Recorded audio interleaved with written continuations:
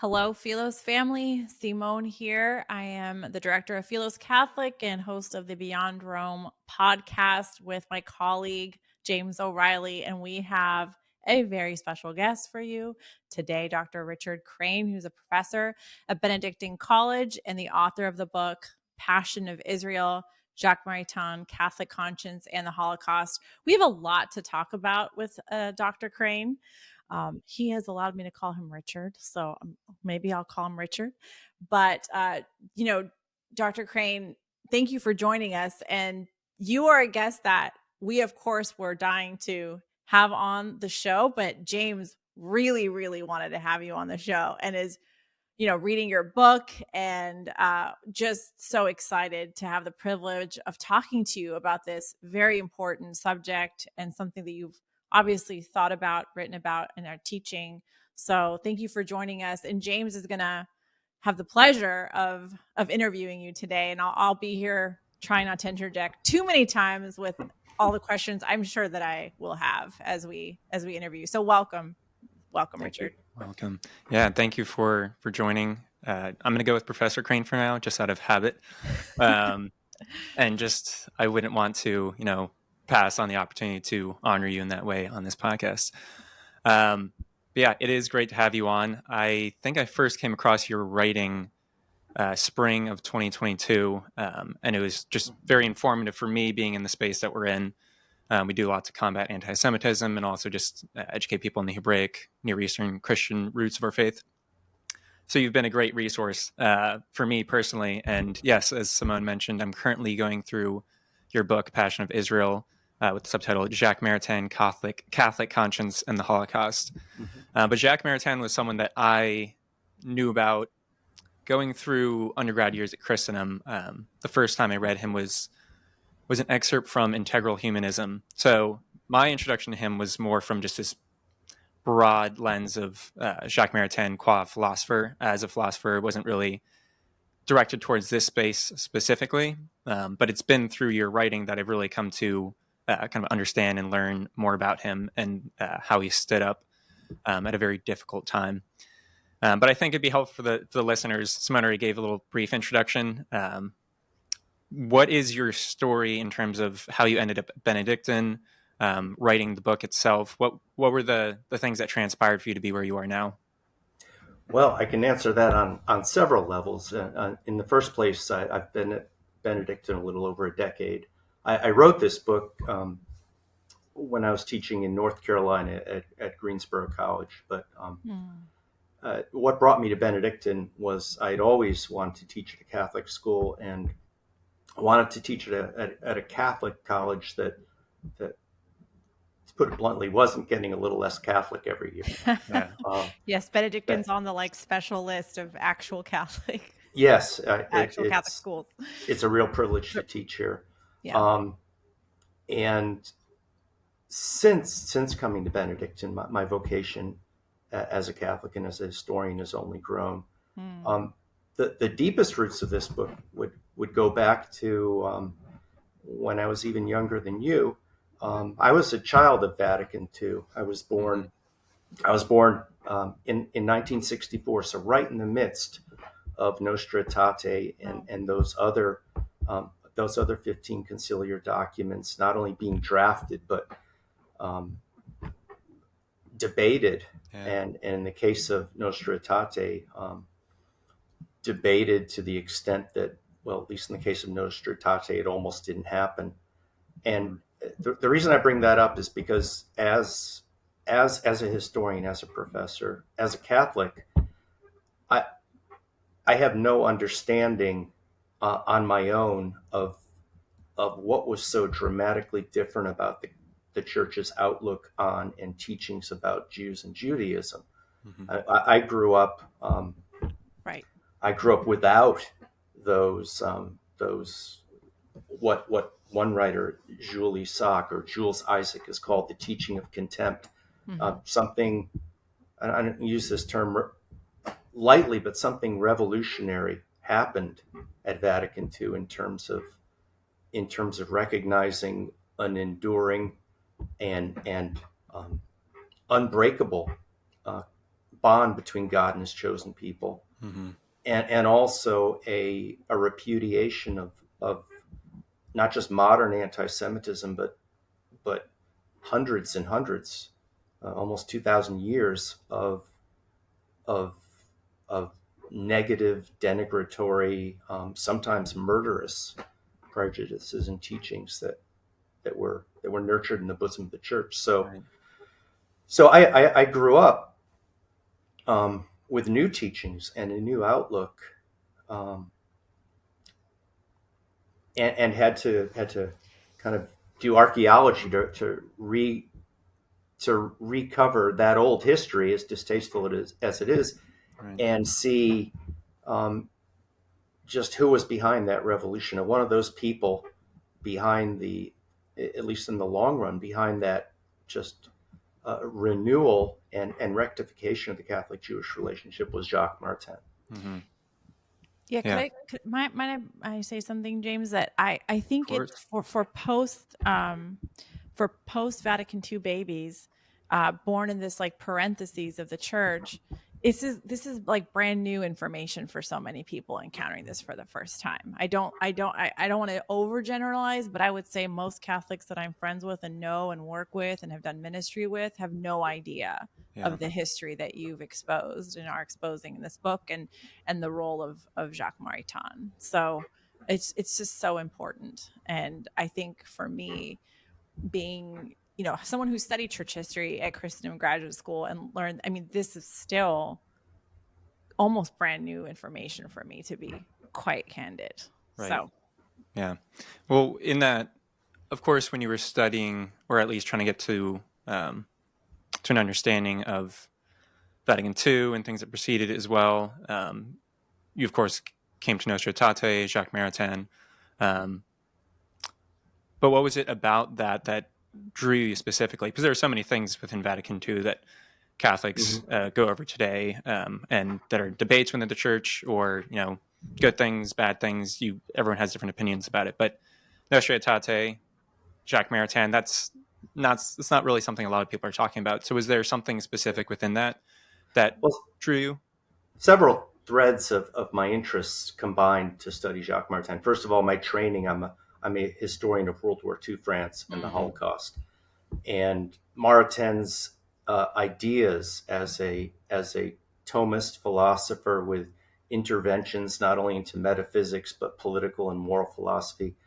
You mentioned integral humanism from the mid-1930s. His thought went through the catalyst of the two world wars, the challenge of totalitarianism, and his own natural law understanding of pluralism and democracy as not unavoidable aspects of modernity, but aspects of pillars of a new Christendom.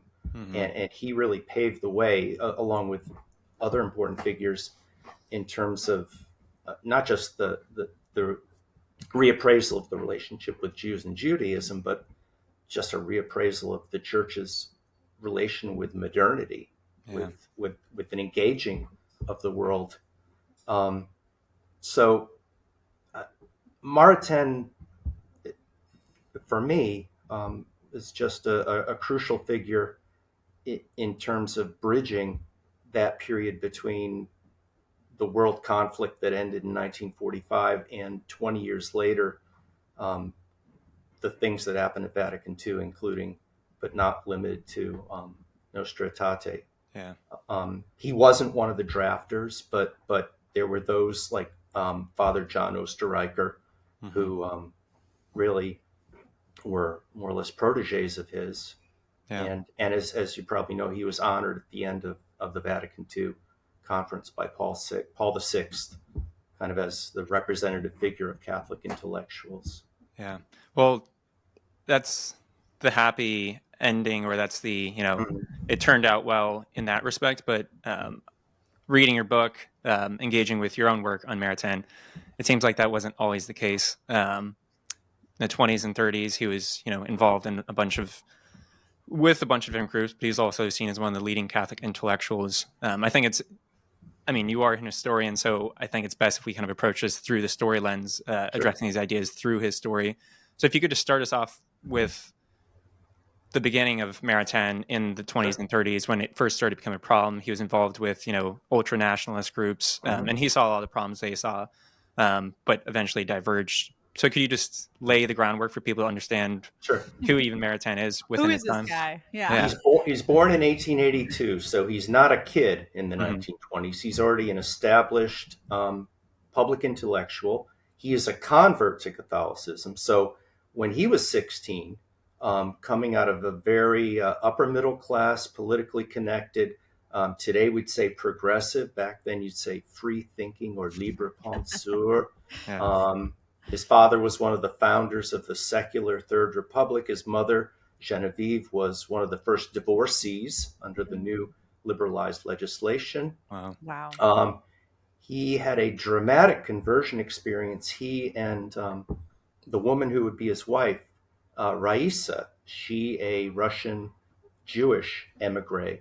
They were both students at the Sorbonne, and they despaired of the scientism and positivism at their university. And actually, while walking hand in hand in the Jardin des Plantes, the botanical garden, they made a suicide pact that if within a year they could not find some meaning to life, if everything was just cold, material, a relativistic shrug, then they would end their lives. They didn't, as you know. Because I would say that like today, you meet a lot of people who will claim to be atheists, but that they are existentially comfortable with subjective meaning that they have brought, and that kind of logical illogic it doesn't seem to exist with Jacques and Raissa. Right. Just intellectual honesty there. Yeah. Least, even if it's dramatic. Which really bothers me about our time, because there's like there's like the false prophets of like the new atheism that that are basically self-helpy and take the intellectual tradition of the West and then use it for therapeutic categories to like impose a subjective meaning, but they just don't take it to the logical conclusion. So not that I want people to make suicide pacts, but I would like people to connect the logical dots that if you are a positivist, not scientist, but scientism, right? Then there cannot be objective meaning, and that has to be at some point reach you and be dissatisfying. But anyways, back to you. Well, yeah. How does the suicide pact go for Jacques and Raissa? As you know, it was not carried out.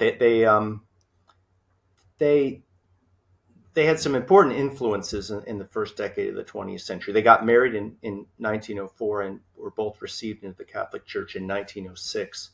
The three big influences that brought them out of this low point would be the philosopher Henri Bergson, who not a Catholic philosopher. He was a secular Jewish philosopher, but he his philosophy emphasizing will, intuition, and an understanding of being, of the vital source of life, inspired Jacques and Raissa. He taught at the Collège de France across from the Sorbonne, and Martin's friend and mentor Charles Péguy, a socialist, not Marxist socialist, but a Catholic socialist, a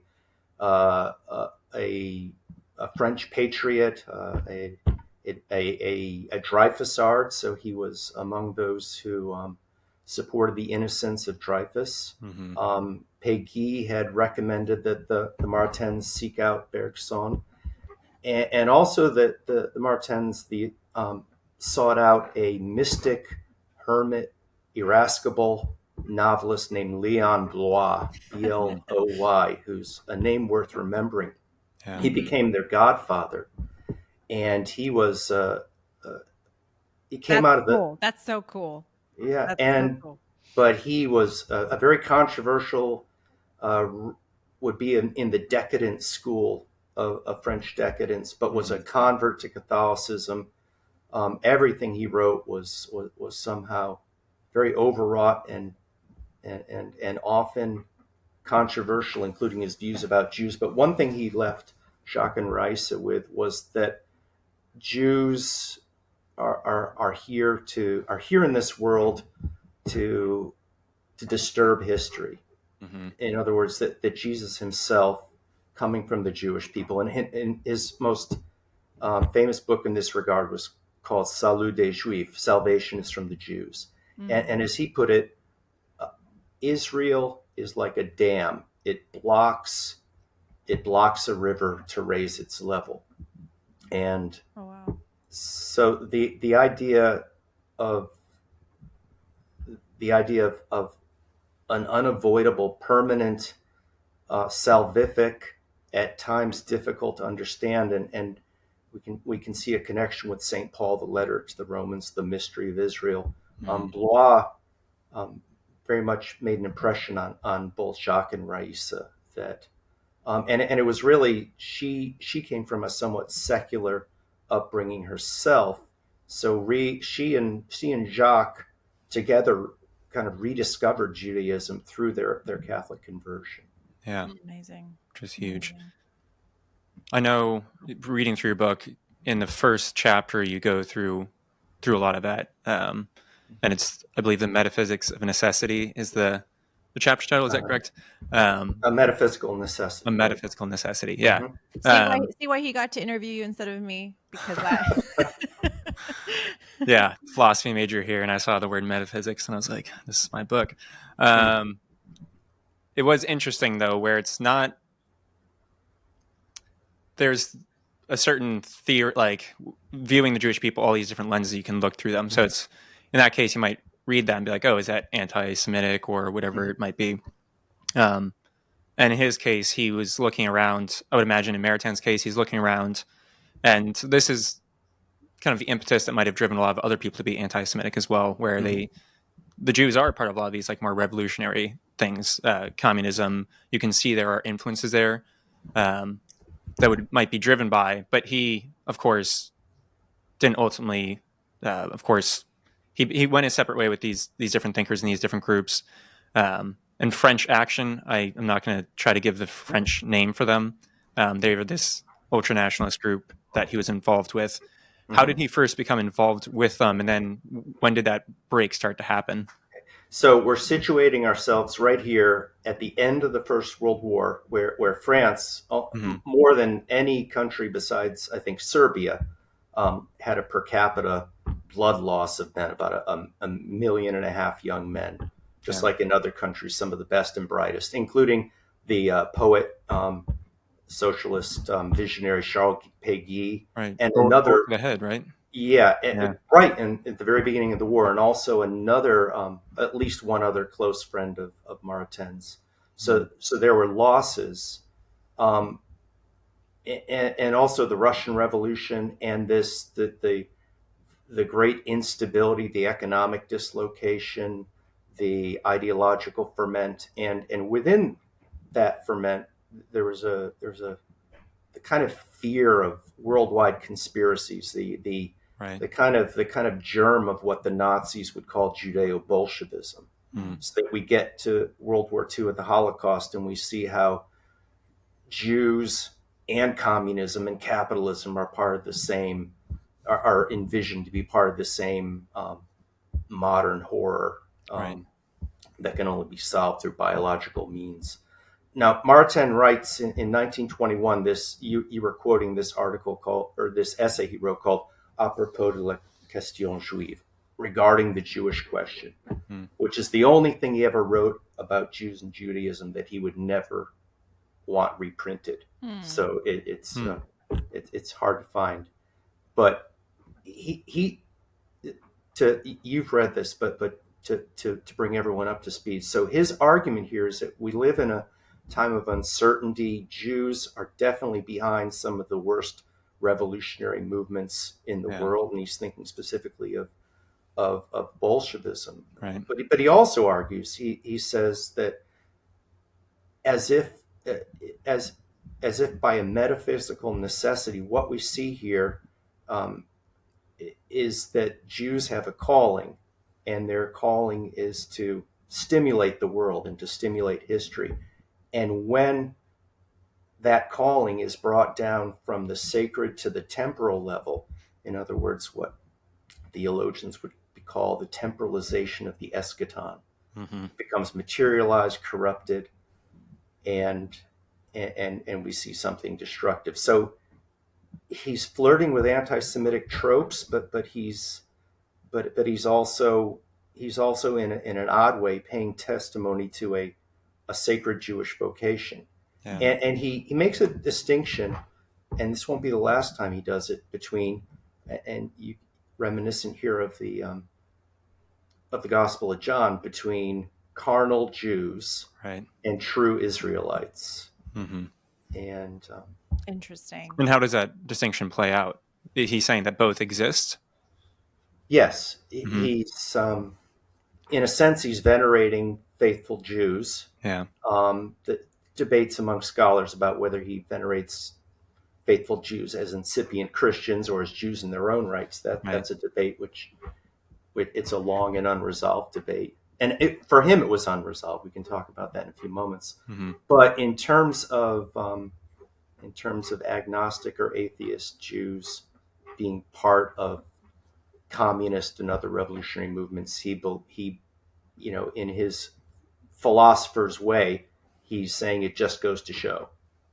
So in other words, by a metaphysical necessity, Jews are playing out their role that God's assigned them one way or another. Right.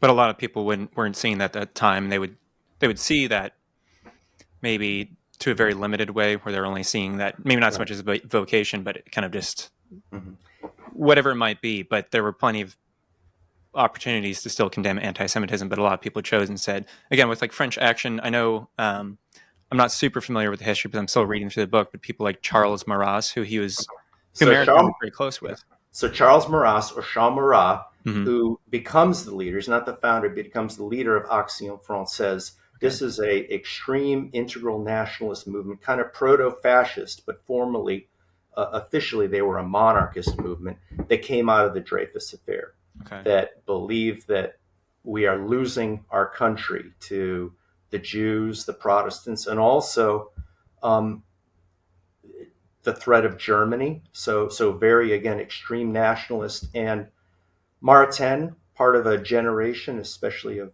devout Catholics, and in his case, a Catholic convert, traumatized by the very abrupt separation of church and state in 1905. And then less than a decade later, the German invasion. So the idea of a France that again finds its unity,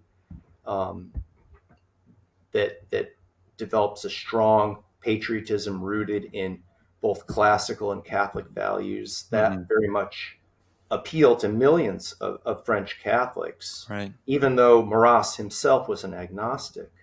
And yes. And there was some tension between him and Maritain.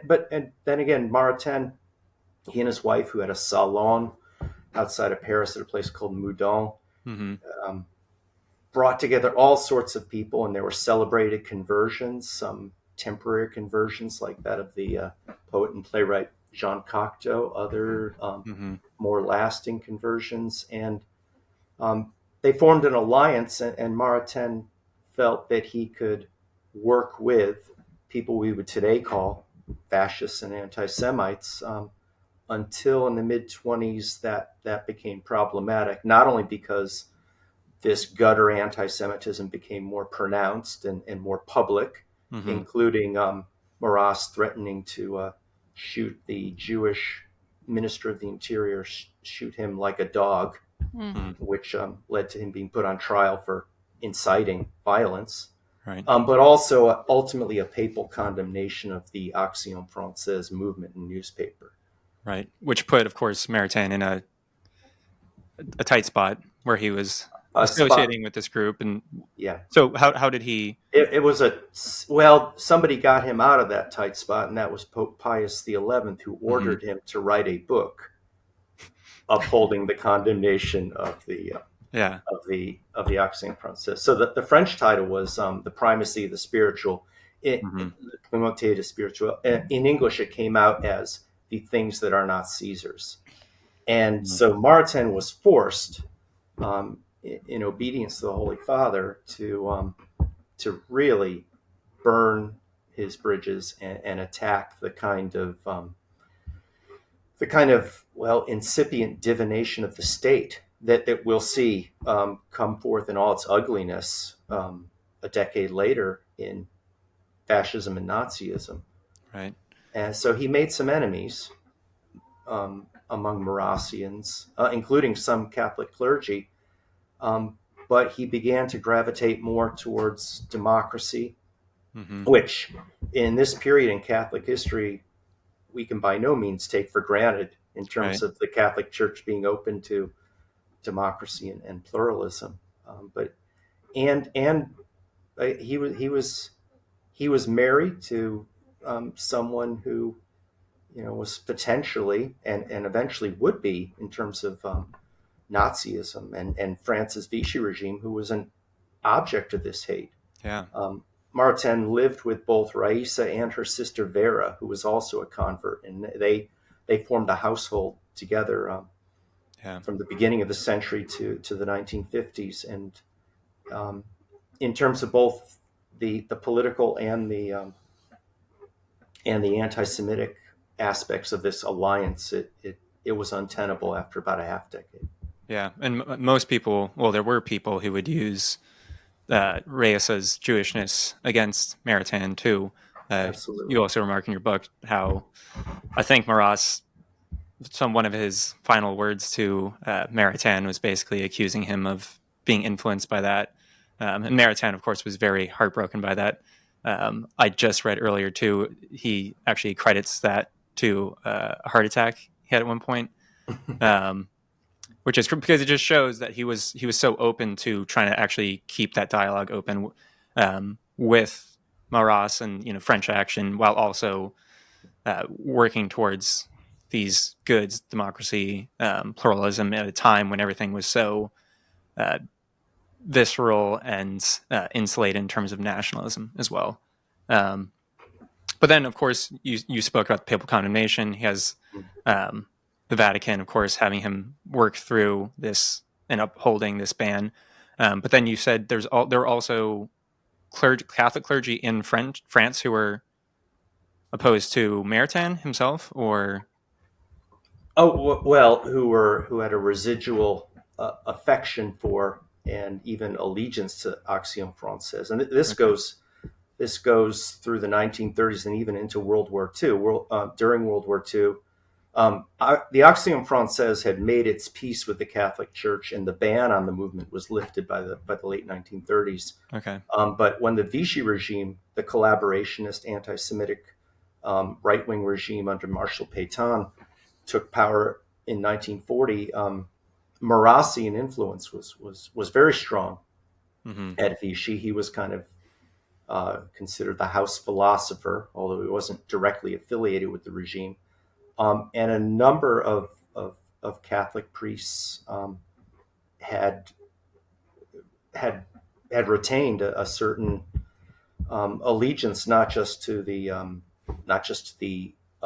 traditionalist monarchist principles, but also the anti-Semitic principles of the movement.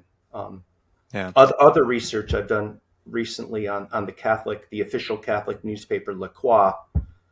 In France during World War II.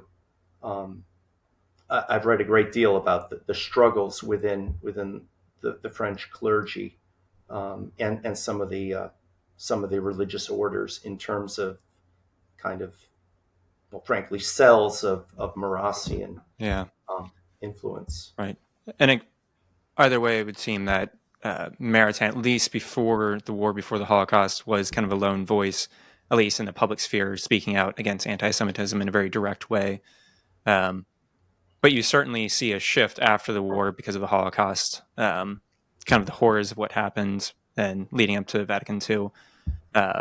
Looking back, of course, the church saw how prescient he was and in his ways of actually addressing these issues, when a lot of people would have been more concerned about maintaining nationalism or these ideals. But he was one of the few people who saw it before. But even then, there was the development within his thought, within going from anti-Semitic to being more of a philo-Semite. How did that change too, and then drastically too, with the Holocaust? Yeah. Maritain will come out of World War II with a lot of prestige in the Catholic world on several levels. In the 1930s, he was an outspoken foe of fascism. He did not buy into the line that Franco's movement in the Spanish Civil War was a crusade and should be sanctified. In fact, there was talk about condemning him in Rome, and he was not welcome to speak at Notre Dame in our country for a while. So his speaking out against anti-Semitism is part of a package. He was making a lot of trouble, right. I say in quotation marks.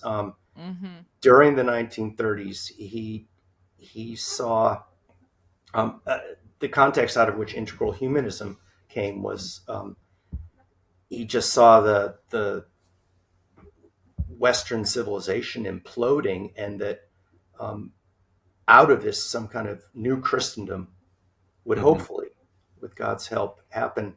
And part of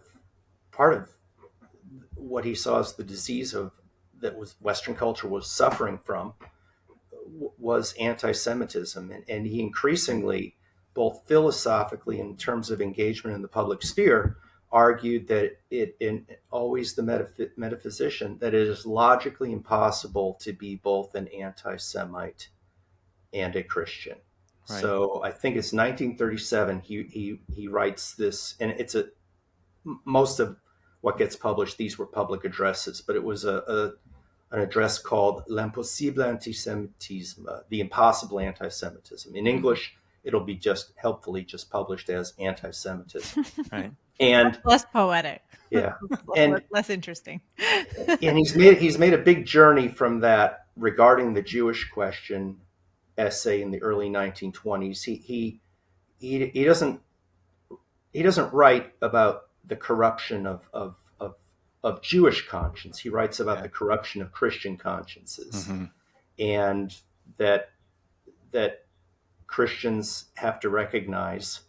And again, to get back to my own autobiographical post-Vatican II childhood, all of us had post-Vatican II childhoods. I had an immediate post one, but that's why your prophetic disruption is more powerful than ours. Right. But yes, so, I should write that down. It'll be a T-shirt. So Maritain is saying something that's not controversial to us today, but to argue that Christians, there is no Christian identity without understanding the Jewish roots of our faith, that Jesus, Mary, the apostles were Jews, and Jews are still beloved by God, and that to hate Jews is to hate God, and in a sense, to hate yourself, to hate your own faith. Right. And by now, we're not just talking about the theoretical or the metaphysical. We're talking about it in the practical realm, not just in Germany with the Night of Broken Glass and the Nuremberg laws, but countries like Poland, Romania, various other countries. There are anti-Jewish laws. There are virulent anti-Semitic fascist movements, which will take their own bloody toll upon Jews when the Holocaust breaks out. Right.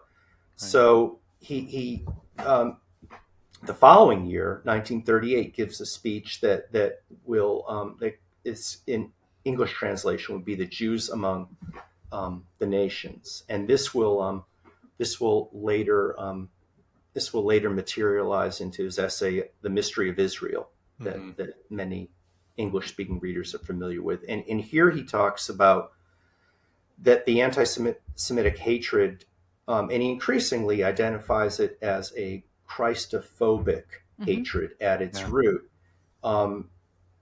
It's only going in one direction. It's going in the direction of what he calls a general massacre of the race of Jewish and of Jesus and Moses,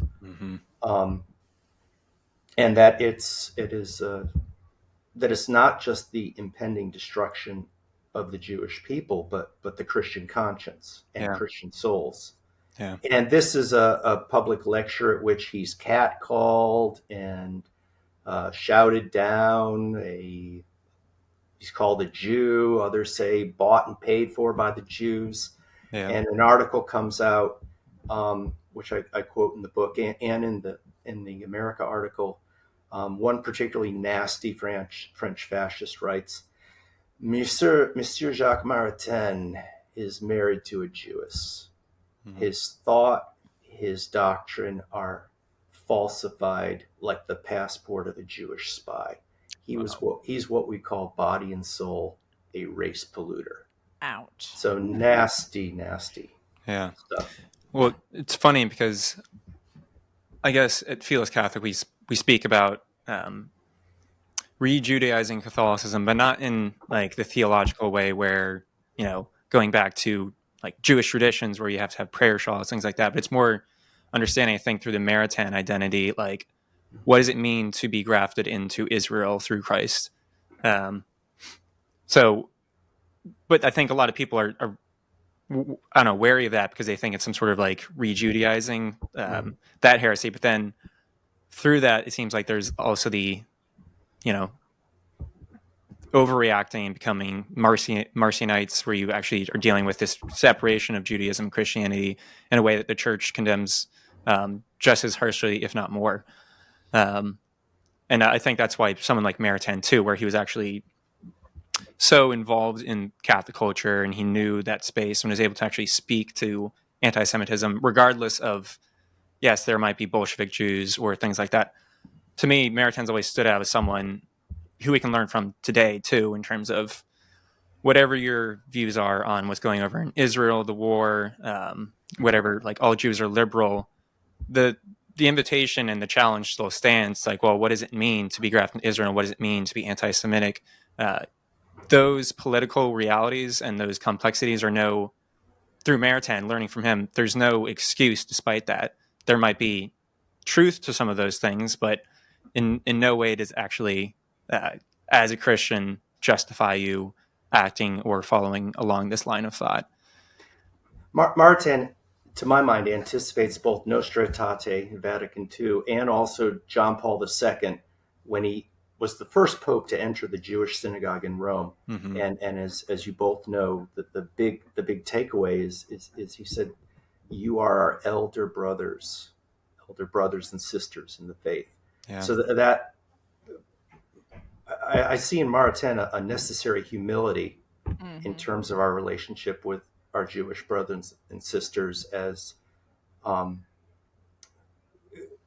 Christian faith does stand apart from rabbinical Judaism. Yeah. In how our faiths have developed since the time of Jesus. But the idea that instilled in us by a reading of Paul is, as either you or Simone just said, the being grafted on to an already living, and I think it may have been at the Philos Franciscan conference in Steubenville that I think I think it might have been someone from Philos appropriately brought up, if you're grafted on as a branch of a tree, what happens if that tree falls? Right. What happens if in other words, the idea that as Catholics, as Christians, we don't just indulge Jews and Judaism for the sake of tolerance, and we are. But part there's of our more necessary. there. It's necessary. Right. I think you're so right, Richard, that there is this necessary humility that Maritain and John Paul II after him really witnessed to in terms of the quote Jewish question. And I find too often in the church that there's like a setting aside of that mystery and something that's just put on a shelf and not something that's grappled with in terms of your own prophetic place in history, in terms of your own personal vocation, in terms of your own prayer life, in terms of your own return to your Hebraic roots. that the health of your spiritual life, I love that title, the primacy of the spiritual, that you cannot take, if you're going to take yourself seriously and not fall into the self-hatred that is the logical conclusion of anti-Semitism, you must grapple with this question: who are the Jews, and who are they for you, and who is Jesus for you in all of that? So I love, I mean, John Paul II for that reason, because you see in him someone obviously at the highest leadership of the church who did not dismiss that question. And of course he couldn't, in terms of historically and who he was, but I think that's something I far too often fall into conversation with Catholics who just want to put that aside. Well, I'm not anti-Semitic and I'm done. I'm like, but it's more than just that. There's a mystery of Israel to be grappled with in your spiritual life that is essential. Not just the essential humility, but the essential prophetic dimension of your life. Speaking of the prophetic dimension of one's life as a historian, I have a temperamental problem with just the idea of eschatology, because historians like to put things in neat. But Maritain reminds us in a lot of his writings that it's okay to live with a certain mystery in terms of the ultimate end of our journey together as Jews and Catholics, that trying to understand how everything works in a worldly sense is precisely the mistake of anti-Semitism, is seeing the Jewish question as some kind of a problem. And a negative problem, not a problem to be grappled with in the true sense of the word problem, right? Like, right.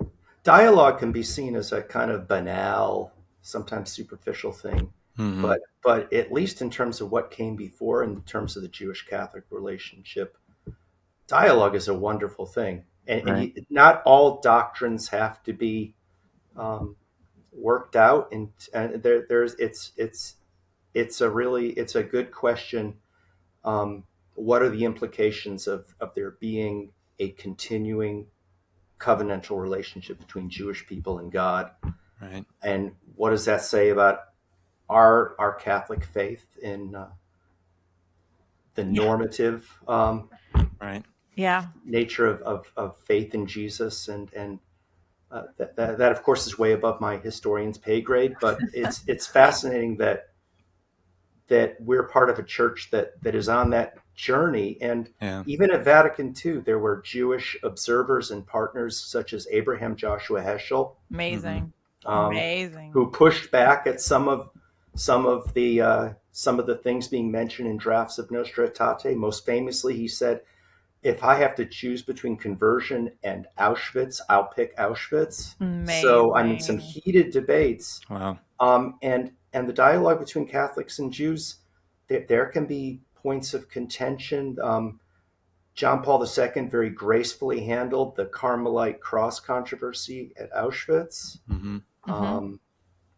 Those, right. If it's a real relationship, there always will be some friction. Exactly. Right. And morality is always a tension. So that, that the tension of friendship is always part of that reality. And I know we don't have time to talk about Edith Stein, but I know she did go to their Thomistic circle. Another episode. Yeah, we'll back about that. But I have to also ask, as we're wrapping up, like what gets you excited about this field? What do you see? What do you most worry about? And do priests in seminary get adequate education in this? Maybe that's a loaded question, but those are before James wraps us up. Those were my must squeeze in. I think there's more than one question there, but what something that gets me excited is it goes back to my childhood, and it goes back to this gradually increasing appreciation that things changed when I was very young, and it's kind of, there's a kind of desire to do some detective work and see just how things changed so dramatically, and the nagging question of whether would it have happened without the Holocaust. I would like to think that our church could have made those changes without the Holocaust, but it didn't. I mean, we can't replay history with different variables. But in terms of, I've written for, there's a journal called Homiletic and Pastoral Review. Yeah. And actually this question of covenantal relationship, the enduring covenantal relationship between the Jewish people, the Jewish religion, and God, and what that means for Catholicism, I've tried to trace that, not answer those questions as a theologian might. Amazing. But it is the pontificates of John Paul II, Benedict, and now Francis. That's a live question, and it's a wonderful that we've got to the point where, like the Steubenville Conference, where we just fraternal, not just dialogue, but inquiry and debate. Yeah. Yeah. Friendship and engagement too. Yeah. Amidst the horrific resurgence of an anti-Semitism that never went away. I just in parting, when that conference was planned, I don't know if your listeners know this, it was planned, I think, in the summer of 2023. That's right. An appreciation of some ugly anti-Semitism, like the Pittsburgh killings. Yeah. But also largely as a historic reappraisal. But after October 7th, I think the whole tenor of the conference and my contribution to it changed. I don't want my area of inquiry to be that interesting and that relevant. Right. No, exactly. Right. Talk about a prophetic disruptor of a conference. Yes, definitely. But it goes to show, just again, even more so, the importance of Jacques Maritain, learning about him.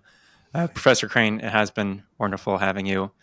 We will have to have you on again, God willing, for another episode to explore more of these topics, these questions. But I invite everyone to check out Professor Crane's book, Passion of Israel. You can also find him on, Pastoral and Homiletic Review. You also just came out with a recent piece on American Magazine. And it's kind of a concise summary of what you go through in the book, kind of going from Maritain's anti-Semitism to philosophism and Nostra, Aetate. So I invite our listeners to go check them out. And thank you for listening as well. Professor Crane, thank you again. Thank you, Simone and James. If this episode was helpful for you, please consider sharing it with a friend, leaving a rating and review to help us spread the word, and donating at philosorg.org/give with the comment Catholic to support this podcast.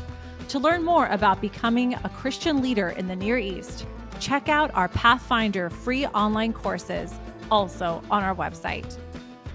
Thanks for listening. See you next week.